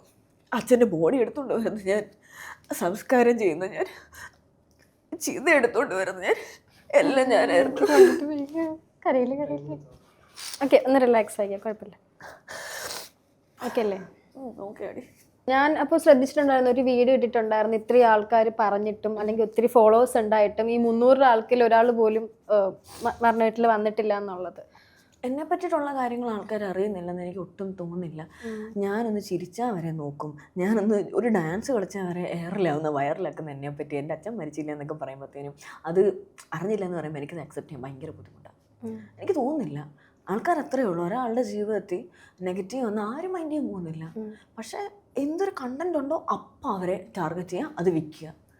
അങ്ങനെ ഒത്തിരി പേര് കോണ്ടന്റ് ആക്കി അവർ പൈസ ഉണ്ടാക്കിയിട്ടുണ്ടോ റോക്സിന്? പൈസ ഉണ്ടാക്കിയിട്ടുണ്ടോ എന്ന് എനിക്കറിയാം. യൂട്യൂബിൽ ഇത്രയും വ്യൂസ് കയറുമ്പോൾ പൈസ കിട്ടത്തില്ല. അവർക്ക് കിട്ടുമായിരിക്കും, എനിക്കറിയത്തില്ല. പക്ഷെ ഒരു എക്സ്ട്രീം കഴിഞ്ഞു പോയവർക്കെതിരെ ഞാൻ കേസ് വരെ ഫയൽ ചെയ്തിട്ടുണ്ട്. കേസ് വരെ എടുപ്പിച്ച് കണ്ണിന് റിമൂവ് ചെയ്യിപ്പിച്ചിട്ടുണ്ട്. അത്രയും രീതി ഞാൻ ഫേസ് ചെയ്തിട്ടുണ്ട്. പിന്നെ ആരോ കമന്റ് ഇട്ടുണ്ടായിരുന്നു, അച്ഛൻ വൃദ്ധസദനത്തിലാണ് ആക്കിയിട്ടുണ്ടായിരുന്നു എന്നൊക്കെ പറഞ്ഞുകൊണ്ട് അതൊരു ഫേക്ക് ആണെന്ന് റോക്സി പറഞ്ഞിട്ടുണ്ടായിരുന്നു. അതെന്തായിരുന്നു സംഭവം? ഇതൊക്കെ ഇല്ലാത്തൊരു കാര്യം എങ്ങനെ പറഞ്ഞുണ്ടാക്കി, എങ്ങനെ ഒരാളുടെ ഇമേജ് ടാണിച്ച്, അതെൻ്റെ ബേസിക്കലി അത് എൻ്റെ ഇൻഡസ്ട്രിയിൽ നിന്ന് വന്നതാണ്. എൻ്റെ സ്ട്രീമിംഗ് ഇൻഡസ്ട്രിയിൽ നിന്ന് മാത്രം വന്നൊരു അലിഗേഷനായിരുന്നു ഈ ഒരു സംഭവം എന്ന് പറയുന്നത്. പക്ഷേ അന്നത്തെ സിറ്റുവേഷൻ എന്ന് പറയുമ്പോൾ ആ ഒരു സമയത്ത് തിരുവല്ലയുടെ കോൺട്രവേഴ്സി നടക്കുക, അതിൻ്റെ ഇടയിൽ കൂടി ഈ ഇഷ്യൂ എനിക്ക് എൻ്റെ ജീവിതത്തിൽ ആദ്യമായിട്ടത് ഫേസ് ചെയ്യുന്നേ. ആ സമയത്ത് അച്ഛനും വയ്യ, ഞാനത് എന്ത് പറയണമെന്ന് എനിക്കറിയത്തില്ല. പക്ഷേ ഈ അച്ഛൻ്റെ മരണത്തിന് ശേഷമാണ് ശരിക്കും പറഞ്ഞൊരു ധൈര്യം കിട്ടിയത്. ഇതിനപ്പുറത്തോട്ടൊന്നും ഇനി ഫേസ് ചെയ്യേണ്ട ജീവിതത്തിലൊന്നുമില്ല. ഇനിയിപ്പോൾ ആരെന്ത് പറഞ്ഞാലും എനിക്കൊന്നുമില്ല. അതുകൊണ്ടാണ് അത്രയും ധൈര്യമാണെന്ന് പറഞ്ഞത്. ആർക്കും പ്രൂവ് ചെയ്യാൻ ഒരു പ്രൂഫ് പോലും ഇല്ല. ചുമ്മാ പറയും വൃദ്ധസദനത്തിലാണ്, പ്രൂവ് ചെയ്യും, ഞാൻ എൻ്റെ കരിയർ നിർത്താം, പ്രൂവ് ചെയ്യട്ടെ. അത്രയ്ക്ക് ധൈര്യമുള്ളവരെ പ്രൂവ് ചെയ്യട്ടെ. എന്താ അവർ അങ്ങനെ പറഞ്ഞു വിചാരിച്ചിട്ടുണ്ട്? ചുമ്മാ വെറുതെ അങ്ങനെ പറഞ്ഞതാണോ? എല്ലാവർക്കും എല്ലാം കണ്ടന്റ് അല്ലേ, അതുകൊണ്ട് അങ്ങനെ പറഞ്ഞു, അത്രേ ഉള്ളൂ. അപ്പോൾ പിന്നെ എനിക്കും തിരിച്ച് പറയാമല്ലോ ഇനി നാളെ ഒരു സ്ഥലം പറ്റി. ഓക്കെ, ഇപ്പം അമ്മയുടെ കൂടെയാണോ റോക്സി, അതോ കൊച്ചിയിലാണോ? ഇല്ലില്ല, ഞാൻ വീട്ടിൽ തന്നെ. അമ്മയുടെ കൂടെയൊക്കെയാണ്. ഓക്കെ, അമ്മ ഭയങ്കര സപ്പോർട്ടാണ് ഇപ്പോൾ സ്ട്രീമിങ്ങും കാര്യങ്ങളിലൊക്കെ? അമ്മ എങ്ങനെ? അമ്മയ്ക്ക് ഇത് ബേസിക് തിങ്. അമ്മയ്ക്കാണല്ലോ അച്ഛനാണേലും ആരുടെ മുമ്പിൽ പോയി 10 പൈസയ്ക്ക് ചോദിക്കേണ്ട ഒരു അവസ്ഥ വരുത്തരുത്. അത് മാത്രമേ അച്ഛനും അമ്മയ്ക്കും എൻ്റെ കാര്യത്തിൽ മെയിനായിട്ടുണ്ടായിരുന്നു. ഒരു മോശമായിട്ടുള്ള രീതിയിൽ പോയി പൈസ ഉണ്ടാക്കുന്നത് താല്പര്യമില്ല. അതുപോലെ തന്നെ ആരുടെ മുമ്പിൽ പോയി ഒരു 10 പൈസ തരുമെന്ന് ചോദിക്കരുത്. B independent. ഇപ്പോൾ ഒരു വീഡിയോ ഇട്ടിരുന്നല്ലോ, ഇതുപോലെ ആരും എനിക്ക് ചോദിക്കാൻ വന്നില്ല, മരണ വീട്ടിൽ വന്നില്ല എന്നൊക്കെയുള്ള. അതിനുശേഷം ഇൻഫ്ലുവൻസേഴ്സ് ആരെങ്കിലും കോൺടാക്ട് ചെയ്യേ എന്താണ്? ഒത്തിരി ഇൻഫ്ലുവൻസേഴ്സിനൊക്കെ അറിയാമല്ലോ ഇപ്പം സ്ട്രീമിങ്ങിലായാലും അല്ലാതെ ആയാലും. അപ്പോൾ ആരെങ്കിലും കോൺടാക്ട് ചെയ്തിട്ടുണ്ടായിരുന്നു ഓക്കെ ആണോ എന്ന് ചോദിച്ചിട്ട്? എൻ്റെ ക്ലോസ് ഫ്രണ്ട്സ് ആയിട്ടുള്ള ഇൻഫ്ലുവൻസേഴ്സ് ഒരു 2-3 പേര് എന്നെ അറിയാവുന്നവർ, അവർ വന്നു. അല്ലാതെ സ്ട്രീമിങ്ങിൽ നിന്ന് ഈഗിള് സംസാരിച്ചിട്ടുണ്ടായിരുന്നു, ജോക്കി ചേട്ടൻ, ബ്രാവോ ചേട്ടൻ, മെയിൻ ടോംസ്, പിന്നെ കാറ്റി, ബ്രൈറ്റ് ഫോക്സ്, അത്രയും പേരെ കോൺടാക്ട് ചെയ്തോളൂ. ഈഗിൾ ചേട്ടനായിട്ട് എങ്ങനെ നല്ല ഫ്രണ്ട്ലി ആണോ പുള്ളിക്കാരൻ? കുഴപ്പമില്ല. ഇപ്പൊ പുള്ളിക്കാരൻ ഒരു വീഡിയോ ഇട്ടിട്ടുണ്ടായിരുന്നു ഈ ഇടയ്ക്ക്, ടെലിഗ്രാമിന്റെ കാര്യമൊക്കെ. അതായത് ഇപ്പോഴത്തെ കുട്ടികൾ, സ്കൂളിൽ പഠിക്കുന്ന കുട്ടികൾ ഓരോ ടെലിഗ്രാമിന്റെ ഗ്രൂപ്പ് തുടങ്ങുക, അതിൽ ഓരോ ഫോട്ടോസ് ഇടുക, അമ്മയുടെ അങ്ങനത്തെ ഒരു ഇഷ്യൂവിനെ പറ്റി കേട്ടിട്ടുണ്ടായിരുന്നു, അന്ന് അത് സ്റ്റോറി ഇട്ടുണ്ടായിരുന്നു. അപ്പൊ അതിനെ പറ്റി അപ്പൊ എന്താ പറയുള്ളൂ ഇപ്പോഴത്തെ ഒരു തലമുറയെ പറ്റി? കുറച്ച് മുന്നേ പറഞ്ഞതുപോലെ ഇപ്പൊ സ്ട്രീമിങ്ങിലത്തെ ഇഷ്യൂ എന്ന് പറയുമ്പം മെയിൻ ആയിട്ടുള്ള കുറച്ച് സ്ട്രീമേഴ്സ് ഉണ്ട്. അപ്പം ഇവർ പറയുന്ന എന്തെങ്കിലും കാര്യം ഇവരുടെ ഫാൻസിന് ഇഷ്ടപ്പെടത്തില്ല, മറ്റവരുടെ ഫാൻസിന് ഇഷ്ടപ്പെടത്തില്ല. ഉടനെ എങ്ങനെ ഈ സ്ട്രീമറിന് പണി കൊടുക്കാം, അത് ആ സ്ട്രീമറിനെ വെച്ച് പണി കൊടുക്കുക. അതിന് പകരം അവരുടെ വൈഫിനേക്ക് ചെല്ലുക, അവരുടെ കുട്ടികളിലേക്ക് ചെല്ലുക, അവരുടെ ഫാമിലിക്ക് ചെല്ലുക. ഇങ്ങനെയൊക്കെയാണ് ഒരു സ്ട്രീമറിൻ്റെ ഫാൻ ബേസിനെ വളർത്തി വെച്ചേക്കുന്നത്. അൾട്ടിമേറ്റ്ലി ഈ സ്ട്രീമർ തന്നെയാണ് അതിനകത്ത് ഇഷ്യൂ. അവരവിടെ ഒന്ന് പറഞ്ഞ എടാ ഇങ്ങനെ ചെയ്യരുത്, ഇങ്ങനല്ല എന്ന് പറഞ്ഞാൽ തീരാവുന്ന കാര്യമുള്ളൂ. പക്ഷെ അതങ്ങനല്ല. ഇവരൊക്കെ അറിയുന്നുണ്ടായിരിക്കും, നടക്കട്ടെ, മറ്റുള്ളവന് കിട്ടണോ കിട്ടട്ടെ, അത്രമേ ഉള്ളൂ. സ്ട്രീമിംഗ് എന്ന് പറയുന്ന ഒരു അനദർ ഡേർട്ടി ഇൻഡസ്ട്രി, അത്രമേ ഉള്ളൂ. ഇപ്പം ഈ ഒരു വീട്ടിലെ ഇൻസിഡന്റ് നടന്നതിന് ശേഷം സോഷ്യൽ മീഡിയയിലോട്ട് തിരിച്ചു വരാൻ ആരെങ്കിലും മോട്ടിവേറ്റ് ഉണ്ടായിരുന്നു? നീ ഇങ്ങനെ ഇരിക്കണ്ട, നീ സോഷ്യൽ മീഡിയയിൽ നന്നായിട്ട് വരാൻ മോട്ടിവേറ്റ് ചെയ്തിട്ടുണ്ടായിരുന്നു? എൻ്റെ മോഡറേറ്റേഴ്സ് അല്ലാണ്ട് മറ്റാരും എനിക്കില്ലായിരുന്നു. അങ്ങനെ മോട്ടിവേഷൻ എന്ന് പറയാനായിട്ട് പേഴ്സണൽ ലൈഫിൽ ആരുമില്ല. അച്ഛൻ മരിച്ച ദിവസമാണെങ്കിൽ ഞാനും അമ്മ ഒറ്റയ്ക്ക്, അടക്കത്തിനും ഞാനും അമ്മ ഒറ്റയ്ക്ക്, അടുത്ത ദിവസം ഞാനും അമ്മ ഒറ്റയ്ക്ക്. എൻ്റെ അമ്മയ്ക്ക് സപ്പോർട്ട് കൊടുക്കാൻ ആരുമില്ല. അപ്പം മനസ്സിലായി എനിക്ക് ഞാൻ തന്നെ ഉള്ളൂ, അതുകൊണ്ട് വേറെ ആരുമില്ല. പറയാൻ ആൾക്കാരുണ്ടെങ്കിലും കൂടെ നിന്ന് ഹെൽപ്പ് ഔട്ട് ചെയ്യാനൊന്നും ആരുമില്ല. പിന്നെ ഡിസൈഡ് ചെയ്തു, എനിക്കിപ്പം നമ്മൾ അഭിനയിച്ചിട്ടാണെങ്കിലും നമുക്കിത് ഓടിച്ചേ പറ്റത്തുള്ളൂ. നമ്മൾ ഇതായിപ്പോയി, അഭിനയിച്ചേ പറ്റത്തുള്ളൂ. ഓക്കെ, ആ ഇട്ടുകൊണ്ടിരുന്ന സമയത്ത് വീഡിയോസൊക്കെ പഴയ സ്ട്രീമിൽ നിന്ന് എടുത്ത് കട്ട് ചെയ്തിട്ടുണ്ടായിരുന്നു. പിന്നെ എനിക്കൊന്ന് ഓൾമോസ്റ്റ് 1 മാസം കഴിഞ്ഞു സ്ട്രീമിങ് റീസ്റ്റാർട്ട് ചെയ്തപ്പോൾ. ദെൻ ഐ ഡിസൈഡഡ് ഇനി പഴയതുപോലെ പാവമായിട്ട് നിന്നിട്ട് കാര്യമൊന്നുമില്ല, ഇങ്ങോട്ട് വരുമ്പോൾ തിരിച്ച് കൊടുത്തേ പറ്റത്തുള്ളൂ.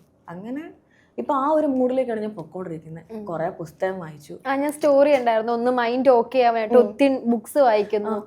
കാരണം എനിക്ക് വേറെ ഒന്നും എനിക്ക് പറ്റുന്നില്ല. ഈ ആൾക്കാരോട് സംസാരിച്ചെന്ന് പറഞ്ഞാൽ അവരെന്ത് ചെയ്യാനാ? ഞാൻ എത്രയെന്നും പറഞ്ഞിട്ട് അവരോട് കാര്യം. ഇപ്പം നീ ഇപ്പം എൻ്റെ ഫ്രണ്ടാണ് തന്നെ, ഞാൻ എത്ര ദിവസം എന്നെ വിളിച്ച് കാര്യം? നിനക്ക് എന്തുമാത്രം എന്നെ സമാധാനിപ്പിക്കാൻ പറ്റും? നിനക്കൊരു പേഴ്സണൽ ലൈഫില്ലേ? സോ ഒരു എക്സ്പോയ്ക്ക് പോയപ്പോൾ ഒരു ബുക്ക് കണ്ടു, പിന്നെ വായിക്കാൻ തുടങ്ങി. അത് പയ്യനെ നന്നായിട്ട് അഫക്റ്റ് ചെയ്യാൻ തുടങ്ങി. ഓക്കെ, ഈ ബുക്ക് വായിക്കുന്നത് നമ്മുടെ മൈൻഡ് ഭയങ്കര റീഫ്രഷ് ആവും ഞാൻ കേട്ടിട്ടുണ്ട്. അങ്ങനെയാണോ ശരിക്കും? അത് ഞാൻ എടുത്ത ബുക്സ് അതുപോലത്തെ ബുക്സ് ആയിരുന്നു. ആ ഒരു പോയിന്റ് ഓഫ് ടൈമിൽ എനിക്ക് ഭയങ്കര ഓവർ തിങ്കിങ് ആയിരുന്നു. ഞാൻ അതിന് വേണ്ടിയിട്ടുള്ള ബുക്ക് വായിച്ചു. അതിനുശേഷം എൻ്റെ ബിഹേവിയർ മാറ്റാൻ ഭയങ്കര ദേഷ്യം വരും, ബിഹേവിയർ മാറ്റാനുള്ള ബുക്സ് വായിച്ചു, ആൾക്കാരെ പഠിക്കാനുള്ള ബുക്ക് വായിച്ചു. എനിക്ക് ബേസിക് ആയിട്ട് എൻ്റെ ജീവിതത്തിൽ വേണ്ട ഇഷ്യൂസ് സോൾവ് ചെയ്യാനുള്ള ബുക്സ് വായിച്ചു. അതിന് ഒരുപാട് ഹെൽപ്പ് ചെയ്തു. എത്ര പേർക്ക് ഇത് ഇക്കാലത്താരും അങ്ങനെ വായിക്കുമെന്ന് എനിക്കറിയില്ല, പക്ഷെ ബുക്സ് വായിക്കുന്നത് നമ്മുടെ ജീവിതത്തിൽ ഒരുപാട് ഹെൽപ്പ് ചെയ്യും. നമുക്ക് വേണ്ട ബുക്സ്, സ്റ്റോറി ബുക്സിനെ പറ്റിയല്ല ഞാൻ പറയുന്നത്, നമുക്ക് വേണ്ടത് എന്താണോ അത് വായിച്ചാൽ നമുക്ക് ഒരുപാട് ഹെൽപ്ഫുൾ ആവും. ഇപ്പൊ ഏതിലോ എന്തോ ഒരു കമന്റ്സ് ഇട്ട സമയത്ത് ആരോ റിപ്ലൈ, വേറൊരു റീൽ ഞാൻ കണ്ടേ ഫെമിനിസ്റ്റ് ആണെന്നൊക്കെ പറഞ്ഞത്, ഏതോ ഒരു ആണിനെ എന്തോ പറഞ്ഞിട്ട് ഒരു കമന്റ് ഇട്ടിട്ടുണ്ടായിരുന്നു, എനിക്കത് ഓർമ്മയില്ല. അപ്പൊ ആരോ പറഞ്ഞിട്ടുണ്ടായിരുന്നു തേപ്പ് വല്ലതും കിട്ടിയിട്ടുണ്ടോ അങ്ങനെയൊക്കെ ഓരോ ലൈവിലൊക്കെ ഒന്ന് ചോദിച്ചിട്ടുണ്ടല്ലോ. അപ്പൊ അങ്ങനെ എന്തെങ്കിലും ഉണ്ടായിട്ടുണ്ടോ ലൈഫിൽ? ആരെങ്കിലും ട്രസ്റ്റ് ചെയ്യാൻ പറ്റാതെ ട്രസ്റ്റ് ബ്രേക്ക് ആയിട്ടുള്ള എന്തെങ്കിലും ഉണ്ടായിട്ടുണ്ടോ ഇഷ്യൂ? നമ്മുടെ എല്ലാവരുടെയും ജീവിതത്തിൽ ഉണ്ടായിട്ടുണ്ടാവില്ലേ? ഫ്രണ്ട്സിൽ നിന്ന് നമുക്ക് തേപ്പ് കിട്ടി കാണും, റിലേറ്റീവ്സിൽ നിന്ന് തേപ്പ് കിട്ടി കാണും, ലവറിൽ നിന്ന് തേപ്പ് കിട്ടി കാണും. എല്ലാവരുടെയും ജീവിതത്തിൽ എന്തെങ്കിലുമൊക്കെ തേപ്പ് കഥ കാണും. ഫ്രണ്ട്സിൽ നിന്നൊക്കെ നല്ല നല്ല പണി കിട്ടിയിട്ടുണ്ടോ? പിന്നെ നമ്മളെ വിശ്വസിച്ച ഒരു കാര്യം ആരുടെ പറയരുത്. അത് പണ്ട് മുതലേ ഞാൻ പഠിച്ചത്. പക്ഷെ ഞാൻ പെട്ടെന്ന് ആൾക്കാരെ വിശ്വസിക്കും, അതുകൊണ്ടിട്ട് നമ്മൾ കൂടെ നിൽക്കും. അതിൽ നിന്ന് കിട്ടുന്ന തേപ്പുകളൊക്കെ. പിന്നെ ഇതിലേക്ക് വന്നതിന് ശേഷം ഞാൻ ആ പരിപാടി അങ്ങ് മൊത്തത്തിലങ്ങ് അവസാനിച്ചു. ഓക്കെ, ഒരു വീഡിയോ ഇട്ട സമയത്ത് അതിലൊരു ക്യാപ്ഷൻ ഉണ്ടായിരുന്നു, കളറിന്റെ പേരിൽ എനിക്ക് ആങ്കറിങ് ഓപ്പർച്യൂണിറ്റീസ് പോയിട്ടുണ്ടെന്ന് പറഞ്ഞിട്ട്. അപ്പം റോക്സി എന്നിട്ട് ഒരു സ്ട്രീമറും ഇൻഫ്ലുവൻസറും മാത്രമല്ല, ഒരു ഇന്റർവ്യൂസ് ഒക്കെ എടുക്കുന്ന ഒരു ആങ്കറും കൂടെയാണ്. ഇന്റർവ്യൂസ് ഒക്കെ എടുത്തിട്ടുണ്ട് ഇതിലേക്ക് വന്നതിന് ശേഷം ഞാൻ എടുത്തത്. അപ്പോൾ ഇന്റർവ്യൂസ് ഒക്കെ എടുക്കുന്ന ആങ്കർ, അപ്പൊ ആ ഒരു ഓപ്പർച്യൂണിറ്റീസും പോയി എന്ന് പറഞ്ഞിട്ടുള്ള ഇതിട്ടിട്ടുണ്ട്. അതെന്താണ് അപ്പൊ എനിക്ക് സംഭവം പറഞ്ഞു കഴിഞ്ഞാൽ, ഇതിലേക്ക് വരുന്നതിന് മുമ്പ് ഞാൻ അഡ്വർടൈസ്മെന്റ് ആങ്കറിങ് ചെയ്യുമായിരുന്നു. അപ്പം അതിലേക്കൊക്കെ അപ്ലൈ ചെയ്യുമ്പോഴും ഈ കളർ ക്യാമിൻ്റെ മുമ്പിൽ വരുമ്പം അത്ര ഈ റീസെൻ്റ്ലിയും ഏതൊരു ഓട്ടോമോട്ടീവ് കമ്പനിയുടെ അവർ എൻ്റെ ഇത് ചോദിച്ചിട്ടുണ്ടായിരുന്നു. അപ്പം ഞാൻ കൊടുത്തു ആങ്കറിങ് ചെയ്യാൻ. പക്ഷെ അവർ വേറൊരു ഫെയർ സ്കിന്നുള്ള കുട്ടീനെ എടുത്തത്. But that is absolutely fine. പക്ഷേ ഇതിൽ നിന്നൊക്കെ മനസ്സിലാവുന്നത് നമ്മളുടെ അടുത്തൊരു ബുദ്ധിമുട്ടുണ്ട്. എനിക്ക് ഡാർക്ക് സ്കിൻ ആയതിന് എനിക്ക് എന്തെങ്കിലും ചെയ്യാൻ പറ്റുമോ? നമ്മൾ ജനിച്ചു പോയില്ലേ, നമുക്ക് ഇങ്ങനെയല്ലേ ജീവിക്കാൻ പറ്റുള്ളൂ. എനിക്കിപ്പോൾ പേർക്ക് വേണ്ടി കളർ മാറ്റാൻ പറ്റില്ലല്ലോ. അപ്പം ഇങ്ങനത്തെ കാര്യങ്ങൾ. പിന്നെ റീസെൻ്റ്ലി ഒരു ബ്രൈഡൽ ഷൂട്ടിൻ്റെ ഒരു പ്രൊമോഷൻ വന്നു. ഒരു ഇൻഫ്ലുവൻസറിൻ്റെ നിലയിൽ ചിന്തിച്ച പോലും പ്രൊമോഷൻ വന്നപ്പോഴും ഈ കൊച്ചു കറുത്തതല്ലേ, ഇതിനെ ഒരിക്കൽ രസം ഉണ്ടാവുമോ എന്നുള്ള ഇതിൽ അതും ഞാൻ കേട്ടു. അപ്പം ഇത് കോമൺ ആണ്. ഇപ്പം ആൾക്കാരുടെ ചിന്താഗതി മാറിയാലും ഇതൊക്കെ മാറുമെന്ന് എനിക്ക് തോന്നുന്നില്ല. ഓക്കെ, ഇപ്പൊ എല്ലാവർക്കും ഒരു ഡൗട്ടാണ് റോക്സി അടുത്ത് ബിഗ് ബോസിൽ ഉണ്ടോ എന്നുള്ള കാര്യം. കമന്റ്സ് കണ്ടിട്ട് ചേച്ചി ബിഗ് ബോസിൽ പോകുന്ന കഴിഞ്ഞ പ്രാവശ്യം ബിഗ് ബോസിൽ പോകുന്നുണ്ടോ? കഴിഞ്ഞ പ്രാവശ്യം ബെസ്റ്റ് ഫ്രണ്ട് ആയ മസ്താനിയാണ് പോയത്. മസ്താനിയിലെ ബെസ്റ്റ് ഫ്രണ്ട്. മസ്താനി പോയതിന് അടുത്ത് റോക്സി ആണോ പോകുന്നതെന്നാണ് ആൾക്കാർ ചോദിക്കുന്നത്. എനിക്ക് തോന്നുന്നില്ല അവരെന്നെ വിളിക്കുന്നത്.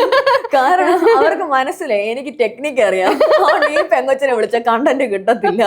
മസ്താനി എല്ലാം പറഞ്ഞാണോ അവളെനിക്ക് കോച്ചിങ് തന്നാണ്. ഇങ്ങനെയാണ് അവിടെ പോകുമ്പോഴെന്നുള്ളൊരു വിളിച്ചാ പോവും. എനിക്ക് പേടിയുണ്ട് സത്യം പറഞ്ഞാൽ. കാരണം ഞാൻ എൻ്റെ ഫ്രണ്ട്സിന് വേണ്ടി എന്തും ചെയ്യും ആക്ച്വലി. അപ്പോൾ അതുകൊണ്ട് തന്നെ ഇപ്പോൾ അവർ വിളിച്ചാലും എൻ്റെ കണ്ടൻസ് ഏത് രീതിയിലായിരിക്കും ഔട്ട് വരിക എന്നൊന്നും എനിക്കറിയത്തില്ല. അതുകൊണ്ട് എനിക്ക് വിളിച്ചാൽ പോകാൻ ഭയങ്കര പേടിയുണ്ട്. പോയി ചിലപ്പോൾ നല്ലൊരു ഇതിലായിട്ടാണെങ്കിൽ തിരിച്ചു വരുന്നെങ്കിലും അങ്ങനെ തോന്നിയിട്ടുണ്ടോ? ചിലപ്പോൾ അങ്ങനെ വരുമായിരിക്കും. അപ്പോൾ വിളിച്ചാൽ ഒന്ന് ആലോചിക്കും പോണോ പോണ്ടേ എന്നുള്ളത്. ഓക്കെ, അപ്പോൾ അപ്പൊ ഇനി ഫ്യൂച്ചർ പ്ലാൻ ഒക്കെ എന്താണ്? എല്ലാവർക്കും ഒരു ഇത് കാണല്ലോ, എനിക്ക് ഇന്ന് തുടങ്ങണം അല്ലെങ്കിൽ ഇന്നതാവണം എന്നുള്ളത്. ഇത് തന്നെയാണോ ലൈഫ് ലോങ് ചെയ്യേണ്ട ഒരു കാര്യം?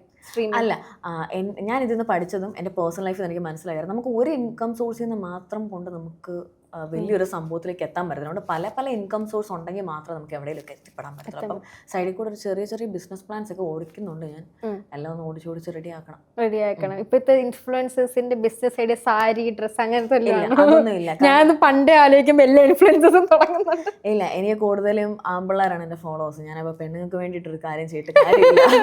ഞാൻ എന്താ പെണ്ണല്ലേ, ഞാൻ കുറവാണ്, ഭയങ്കര കുറവാണ്. കൂടുതൽ ആമ്പിള്ളേർ ഫോളോവേഴ്സ് ആണ്. സ്ട്രീമിംഗ് ഗെയിമിംഗ് ആ ഒരു ഇതാണുണ്ട്. അപ്പൊ ഞാൻ അവർക്കുള്ള എന്തെങ്കിലും ചെയ്തിട്ട കാര്യമുള്ളൂ. ഏതെങ്കിലും ഗേൾസ് മെസ്സേജ് ഇട്ടുണ്ട്, എനിക്ക് ചേച്ചിയെ പോലെ ഒരു സ്ട്രീമർ ആണ്. ഗേൾസ് പൊതുവെ കുറവാണ് ഈ ഒരു സ്ട്രീമർ ഇതില്. അപ്പൊ ഏതെങ്കിലും ഗേൾസ് മെസ്സേജ് ഇട്ടുണ്ട്, ഇത് എങ്ങനെയാണ്, എനിക്ക് ഇതിനെ പറ്റിയൊക്കെ അറിയണം എന്നൊക്കെ പറഞ്ഞു. ഗേൾസ് അയച്ചിട്ടില്ല. ഒരു കുട്ടി എൻ്റെ അടുത്ത് പേഴ്സണലി ഒന്ന് പറയുന്നുണ്ട്, ചേച്ചി ഞാൻ ചേച്ചിയുടെ റിയാക്ഷൻ വീഡിയോ കണ്ടിട്ടാണ് ഞാൻ എന്റെ ചാനൽ തുടങ്ങിയത്. ആ ചാനലൊക്കെ റീച്ച് ആയി. അപ്പം അവൾ എൻ്റെ അടുത്ത് ഒന്ന് പറയുന്നുണ്ട്. വേറെ ആരും അങ്ങനൊന്നും ചോദിക്കുകയോ എടുക്കുകയും ചെയ്യില്ല. ഓക്കെ, ഇപ്പൊ കുടുംബക്കാരൊക്കെ ചോദിക്കുന്നുണ്ട് ഇനിയിപ്പൊ കല്യാണമൊക്കെ എന്നാ? അത് ടോർച്ചറിങ് ആണ്. എനിക്ക് പറയാൻ നന്നായി ചോദിച്ചു. ഭയങ്കര രീതി ടോർച്ചറിങ് ആണ്. ഒരു ഏജ് കഴിഞ്ഞ വീട്ടുകാർക്ക് പെൺമക്കളെന്ന് പറഞ്ഞാൽ ബാധ്യതയാ. എല്ലാ വീട്ടിലും അല്ല, ബാധ്യതയാണ്. എങ്ങനെയെങ്കിലും ഏതെങ്കിലും ഒരുത്തിന്റെ തലയിലൊന്ന് കെട്ടി ഒന്ന് വെച്ചാൽ മതി ഈ ഒരു സിറ്റുവേഷന്. അവർ ചോദിക്കും, ഞാൻ മാക്സിമം റിജക്ട് ചെയ്തുകൊണ്ടിരിക്കുക. എനിക്ക് താല്പര്യമില്ല. ഞാൻ ഇൻഡിവിജ്വൽ എൻ്റെതായ എയിംസ് ഞാൻ ജീവിച്ചു പോകുന്നു. അത് മാത്രമേ ചിന്തിക്കുന്നുള്ളൂ. അപ്പൊ ഇപ്പൊ സിംഗിൾ ആണ്. അപ്പൊ എങ്ങനത്തെ ഒരാളിനെയാണ് റോക്സി ആലോചിക്കുന്നത്? ഞാനതിനെ ആലോചിക്കുന്നില്ല. പണിയൊക്കെ കിട്ടിയ മതിയായെന്നാണ്. ഞാൻ ആലോചിക്കുന്നില്ല. എനിക്ക് പറ്റത്തില്ല. അതുകൊണ്ടാണ് പറ്റത്തില്ല. എനിക്ക് അതിനുള്ള കെൽപ്പില്ല. എന്നെ കൊണ്ട് കൂട്ടിയ കൂടില്ല ഇങ്ങനത്തത്. അപ്പൊ എല്ലാരും ചോദിക്കും ഇപ്പൊ എത്ര വയസ്സായി? വയസ്സ് പറയത്തില്ല, റോക്സി പറയത്തില്ല. എന്റെ ഇനി വരുന്ന ബർത്ത്ഡേക്ക് ഞാൻ പറയും. ഇനി വരുന്ന ബർത്ത്ഡേക്ക് എന്തായാലും പ്രത്യേകിച്ച് കാണുമായിരിക്കും. ഓക്കെ, അപ്പൊ ഇനി മൂവീസ് അങ്ങനത്തെ ഇതിലോട്ടൊക്കെ എപ്പോഴും ആലോചിച്ചിട്ടുണ്ടോ? ഇപ്പം ഒത്തിരി ഇൻഫ്ലുവൻസേഴ്സ് ഒക്കെ മൂവീസ് ഒക്കെ നോക്കുന്നുണ്ടല്ലോ, അങ്ങനെ എന്തെങ്കിലും? എനിക്ക് തമാശ റോളൊക്കെ ഉണ്ടെങ്കിൽ എനിക്ക് പറ്റത്തുള്ളൂ. അതൊന്നും എനിക്ക് തോന്നില്ല. പെണ്ണുങ്ങളെ അത്ര എന്റർടൈൻ ചെയ്യുമെന്ന് എനിക്ക് തോന്നുന്നില്ല. ഓക്കെ, ആരെങ്കിലും ഇപ്പൊ ട്രോൾ ചെയ്യില്ല, ഏറ്റവും കൂടുതൽ ഭയങ്കര ഹേർട്ട് ആയിട്ടുള്ള ട്രോൾസ് എന്തെങ്കിലും ഉണ്ടോ? എനിക്കൊന്ന് അന്ന് മറ്റൊരു ഇന്റർവ്യൂ എടുത്തിട്ടുണ്ടായിരുന്നു, എന്തോ ആ സ്ഥലത്തിനെ പറ്റി, നിങ്ങളുടെ നാടിനെ പറ്റി പറഞ്ഞത്. ആ സമയത്ത് ആരെങ്കിലും റിയാക്ഷൻ ചെയ്ത സമയത്ത് ബാഡായിട്ട് കണ്ടിട്ടുണ്ടോ? അതിൽ എൻ്റെ നാട്ടിൽ നിന്നൊരു വ്യക്തി, ഹീസ് എ ഫോട്ടോഗ്രാഫർ, അയാൾ വന്നിട്ട് എന്നെ ട്രോൾ ചെയ്തു. ഞാൻ അയാളെ തിരിച്ച് ട്രോൾ ചെയ്തു. അയാൾ എന്നിട്ട് എൻ്റെ വീട്ടുകാരെ വെച്ചിട്ടുള്ളൊരു കണ്ടന്റ് ബാക്കിയുള്ള ഇൻഫ്ലുവൻസേഴ്സിന് അയച്ചു കൊടുത്തു. അത് ഞാൻ ഒട്ടും മറക്കത്തില്ല. നമുക്ക് പ്രൊഫഷണലിസം ഉണ്ട്, ട്രോൾ ചെയ്യാൻ തിരിച്ച് ട്രോൾ ചെയ്യാം. പക്ഷെ ഒരാളെ വ്യക്തിപരമായി വ്യക്തിഹത്യ ചെയ്യുക എന്ന് പറയുന്നത് അതൊരു ഇൻഫ്ലുവൻസറിന് ചെയ്യാനുള്ള റൈറ്റ് ഇല്ല. അപ്പൊ അത് ഭയങ്കരമായിട്ട് ഫീൽ ചെയ്തിട്ടുണ്ട്. യൂട്യൂബിലൊക്കെ ഒത്തിരി പേര് ട്രോൾ ചെയ്തിട്ടുണ്ടായിരുന്നല്ലോ, അതിൽ ഏറ്റവും ഫണ്ണി ആയിട്ട് പാടേ തോന്നിയിട്ടുള്ളൂ. ഫണ്ണീസ് അങ്ങനെ ആരെങ്കിലും ട്രോൾ ചെയ്തിട്ട്? ആ സമയത്ത് മൊത്തം എയറിലല്ലേ, എല്ലായിടത്തൊന്നും വീട്, നമ്മളിത് കണ്ടിരിക്കുന്നില്ല. എനിക്കാണെങ്കിൽ ഇത് വരുമ്പോഴേ എന്റെ ദൈവമേ എന്റെ വീഡിയോ, അപ്പഴ ഞാൻ സ്വൈപ്പ് ചെയ്യും. പിന്നെ ഈ മോഡറേറ്റേഴ്സ് ആണെങ്കിലും വന്ന് ചേച്ചി ഇത് ഇച്ചിരി സീനാന്ന് പറയുവാണെങ്കിൽ മാത്രമേ ഞാൻ കാണത്തുള്ളൂ, അല്ലാതെ ഞാൻ കാണത്തില്ല. ഇപ്പൊ ഈ ഇടയ്ക്ക് വോട്ട് ചെയ്തെന്ന് ഒരു റീൽ ഇട്ടിട്ടുണ്ടായിരുന്നു, അച്ഛൻ മരിച്ചിട്ട് അവള് പോയി വോട്ട് ചെയ്തിരിക്കുന്നു എന്നും പറഞ്ഞു. അത് അച്ഛൻ മരിക്കുന്നതിന് മുന്നേ. അപ്പൊ പിന്നെ കമന്റ്സ് വന്നത് അപ്പോ അതെനിക്കറിയത്തില്ല. ആണോ? അപ്പൊ ഈ വോട്ടിംഗ് സംഭവം ഭയങ്കര, അതും എന്തൊക്കെയോ കമന്റ്സ് ഒക്കെ വന്നിട്ടുണ്ട്. ഞാൻ ഇന്ന് ആലോചിച്ചു. ഓക്കെ, അപ്പൊ ഈ വോട്ടിംഗ് സംഭവത്തിന് ഭയങ്കര നെഗറ്റീവ് കമന്റ്സ് ഉണ്ടായിരുന്നു. അത് എനിക്ക് എന്താ വോട്ട് ചെയ്യാൻ പറ്റത്തില്ല എന്നൊക്കെ ചോദിച്ചിട്ട്, അതപ്പോ എന്തായിരുന്നു ഇഷ്യൂ? അത് ശരിക്കും പറഞ്ഞാൽ ഞാൻ ഓക്കെ, സംഭവം എന്ന് വെച്ചാൽ ഇവരെല്ലാവരും എൻ്റെ റിയാക്ഷൻ വീഡിയോ ആണ് കാണുന്നത്. അപ്പം നമുക്ക് ഈ ലൈറ്റ് സെറ്റപ്പിനകത്തിരിക്കുമ്പം അറിയാം, ഇച്ചിരി മുഖത്ത് ഒരു റേഷ്യോ പോലെ സെറ്റ് ആണെങ്കിൽ ഇച്ചിരി ലിപ്സ്റ്റിക്കും. ഇത്രയും വീട്ടിൽ ഇഷ്യൂ നടക്കുമ്പോൾ പോയി വോട്ട് ചെയ്തു എന്ന് പറഞ്ഞിട്ടായിരുന്നു. അങ്ങനെ ഒരു കമന്റ് ഞാൻ കണ്ടില്ല. വോട്ട് ചെയ്തു, ഇപ്പം അവള് പോയിട്ട് വോട്ട് ചെയ്യുന്നു എന്ന് പറഞ്ഞിട്ടായിരുന്നു. അങ്ങനത്തെ അതിനെന്തോ ഒരു റിപ്ലൈ കൊടുത്തിട്ടുണ്ടായിരുന്നു ആരോ. ആണോ? അത് ആക്ച്വലി നമ്മുടെ ഒരു എന്താ പറയാ, every citizen has right to vote. ഇല്ലേ, നമ്മൾ വോട്ട് ചെയ്യണ്ടേ? അതിപ്പോ എന്താന്ന് പറഞ്ഞാൽ നമുക്ക് വോട്ട് ചെയ്യണ്ടേ? എന്റെ വീട്ടിൽ തൊട്ട് മുമ്പിലാ, അതുകൊണ്ട് ഞാൻ പോയി വോട്ട് ചെയ്തു. അതിലെന്താണ് ഇത്ര തെറ്റായിട്ടുള്ളത്? ആർക്കാ വോട്ട് ചെയ്തത്? ആർക്കാ വോട്ട് ചെയ്തത്? പക്ഷെ നമ്മളെ എന്റെ വോട്ടൊക്കെ എപ്പോഴും തോക്കുന്നവർക്ക് വേണ്ടിട്ടായിരിക്കും. അപ്പൊ എനിക്ക് മനസ്സിലായി. പിന്നെ മുഖ്യമന്ത്രി കിട്ടിയെന്ന് ഡാൻസ് ഒക്കെ കളിക്കുന്ന ഒരു റീൽ, അതിന് മുമ്പ് ഒരു റീല് ഞാൻ കണ്ടു, നമുക്ക് മാത്രം എന്താ മുഖ്യമന്ത്രി ആവാത്തെന്ന് പറഞ്ഞിട്ട്. പിന്നെ മുഖ്യമന്ത്രി ആയപ്പോ ഒരു ഡാൻസ് എടുത്തിടുന്ന കണ്ടു. ആ വീഡിയോ ഡിലീറ്റ് ചെയ്തു. മുഖ്യമന്ത്രി ഓക്കെ, അതൊക്കെ ചുമ്മാ ഒരു ഫൺ കണ്ടന്റാ. ഇപ്പം ഇതുപോലെ ബസ്സിൽ ഇപ്പൊ സ്ത്രീകൾക്ക് ഫ്രീ ആയിട്ട് പോവാം എന്നുള്ള ഒരു ഇത് വന്നിട്ടുണ്ട്. അപ്പൊ തിങ്ക് ചെയ്തിട്ടുണ്ട് എന്തുകൊണ്ടാണ് പുരുഷന്മാർക്ക് അങ്ങനെ ഫ്രീ ആയിട്ട് പോകാൻ പറ്റാത്ത എന്തും കേട്ടുണ്ടോ? ഞാൻ ഇതുവരെയായിട്ട് അതിനെ പറ്റി ആലോചിച്ചിട്ടില്ല, പക്ഷെ നമ്മൾ ആലോചിക്കേണ്ട ഒരു കാര്യമാണല്ലോ. ആ ഒരു ഇതിനെ പറ്റി എന്താ പറയാ? ഇക്വാളിറ്റി എന്നൊക്കെ എല്ലായിടത്തും പറയുന്നുണ്ടല്ലോ, ഇങ്ങനെയൊക്കെ വരുമ്പം ആ ഒരു ഇക്വാളിറ്റി കാണത്തില്ല. ശരിയാ, നല്ലൊരു ക്വസ്റ്റ്യൻ ആണ് ചോദിച്ചത്.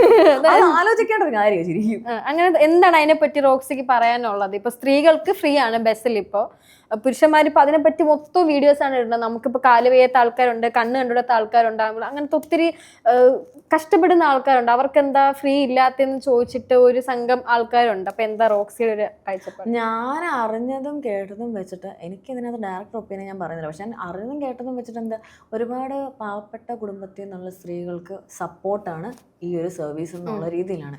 പക്ഷേ അവിടെയും റിച്ചെന്നല്ല, നമുക്ക് കേപ്പബിൾ ആയിട്ടുള്ള ആൾക്കാരെയും അതിൽ ഇൻക്ലൂഡ് ചെയ്യുന്നു എന്നുള്ളതാണ് അവിടുത്തെ ഒരു കൺസേൺ എല്ലാവർക്കും വരുന്നത്. അപ്പം നീ കേപ്പബിൾ ആയിട്ടുള്ളവരെ ഒഴിച്ചിട്ട് ശരിക്കും ആണുങ്ങളുടെ സെക്ഷനിൽ നിന്നും ഇതുപോലെ ബിലോ അവർക്ക് ബേസിക് ആയിട്ടുള്ള കാര്യങ്ങൾ പോലും കീപ്പ് ചെയ്യാൻ പറ്റാത്തവരെയും കൂടെ ആഡ് ചെയ്യുവാണെങ്കിൽ അത് ജെൻഡർ ന്യൂട്രലായിട്ടായിട്ട് പൊക്കോ. എനിക്ക് തോന്നുന്നു ഇങ്ങനത്തെ ഒരു കാര്യം വരുമ്പോൾ പെൺകുട്ടികളെല്ലാം സീറ്റ് എടുത്ത് നിറച്ചിരിക്കുക, ആണുങ്ങൾ പൈസ കൊടുത്തുമ്പോൾ അവർ നിന്ന് പോവേണ്ടി വരും. പിങ്ക് ബസ്സിലാണ്, പിങ്ക് ബസ് ഉണ്ട്, ഞാൻ ഇന്ന് രാവിലെ കണ്ടു. പിങ്ക് ബസ്സിലേ നമുക്ക് പോകാൻ പറ്റത്തുള്ളൂ. അപ്പൊ നമ്മൾ പിങ്ക് ബസ്സിന് വേണ്ടി വെയിറ്റ് ചെയ്യേണ്ടി വരും. അപ്പൊ അതൊരു നയപരമായ നീക്കമാണ് എനിക്ക് തോന്നിയത്. അങ്ങനെ എല്ലാ ബസ്സിലും കയറാൻ പറ്റില്ല, പിങ്ക് ബസ് എന്നാ ഓക്കെ ആണെന്ന് നമുക്ക്.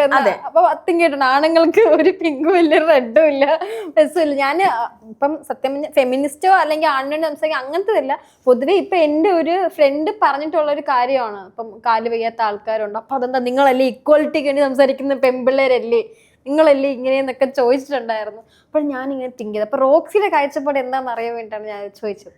നമുക്ക് എല്ലാവരും ഒരേപോലെ ഉള്ളു. ഇപ്പൊ വയ്യാത്തൊരാണാണേലും വയ്യാത്തൊരു പെണ്ണാണേലും വയ്യാത്തൊരാളല്ലേ എന്നുള്ളൊരു മൈൻഡ് സെറ്റ് എനിക്ക് വരത്തുള്ളൂ. അല്ലാതെ വയ്യാത്ത പെണ്ണ് അവരെ കെയർ ചെയ്യണം, വയ്യാത്തയാണ് അവൻ അവിടെ കിടക്കട്ടെ, അങ്ങനെ എനിക്കില്ല. രണ്ടുപേരും വയ്യാത്ത ആൾക്കാരാണ്, അത്രേ ഉള്ളൂ. ഓക്കെ, അപ്പൊ നമ്മള് ഒത്തിരി കാര്യങ്ങളൊക്കെ സംസാരിച്ചു. അപ്പോൾ ഇനി ഫ്യൂച്ചറൊക്കെ നന്നായിട്ട് പോട്ടെ, കാര്യങ്ങളൊക്കെ മനസ്സിലായി. ഒറ്റയ്ക്ക് ഒരു വെട്ടി വന്നൊക്കെ നമ്മൾ കേട്ടിട്ടില്ലേ? അങ്ങനൊന്നും പറയരുത്. ഇനിയിപ്പം ഇല്ലാത്തതും കൊണ്ട് കുറെ പേര് ഇപ്പൊ വരും ട്രോൾ. ഇല്ല, ട്രോൾ ഇപ്പൊ എല്ലാവർക്കും വരുന്നതാണ്. അപ്പം ഒരു ഇൻസിഡന്റ് വരുമ്പോ എല്ലാവർക്കും വരുന്നതൊക്കെയാണ്. അപ്പൊ എന്തായാലും ഇനി ഫ്യൂച്ചർ നന്നായിട്ട് പോട്ടെ. എന്തൊക്കെ ഡ്രീംസ് ഒക്കെ ഉണ്ടോ അതൊക്കെ അച്ചീവ് ചെയ്യട്ടെ. ഇപ്പൊ അമ്മയ്ക്കായാലും എന്തൊക്കെയുണ്ടോ അമ്മയ്ക്ക് അതൊക്കെ സഹായിച്ചു കൊടുത്ത് അമ്മയെ നോക്കി എനിക്കത് ഭയങ്കര ഹാപ്പി. അങ്ങനത്തെ ഒരാളെ കണ്ടപ്പോഴത്തേക്ക് നമുക്കത് എനിക്ക് റിലേറ്റ് ചെയ്യാൻ പറ്റും, മനസ്സിലാവുന്നുണ്ട്. അപ്പൊ എന്തായാലും ഹാപ്പി ആയിട്ട് പോട്ടെ. Thank you so much.